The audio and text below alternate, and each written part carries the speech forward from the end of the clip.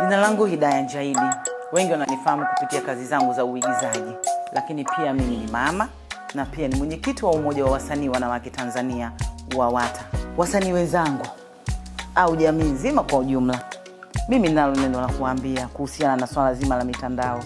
Utakapoona mtu ametuma video mbaya ama kitu chochote kibaya kwenye mtandao, usiendelee kukiposti kwa mtu mwingine. Futa ili kiishie hapo. Usikubali kujirekodi ili umridhishe fulani, lakini mwisho wa siku kumbuka ulichokirekodi hakifutiki. Kuna watu wanawarekodi wenzao, anamrekodi mwenzie alafu anaposti. Sio tu umemharibia maisha yule, umeiharibu jamii, umedhalilisha nchi yako, umejidhalilisha na wewe mwenyewe. Tutumie mitandao kwa faida. Kama wewe mfanya biashara, posti biashara yako. Kama mwanafunzi, soma kupitia mtandao. Kama mtu wa ofisini, fanya kazi zako kupitia mtandao. Hiyo inaitwa kwea kidigitali.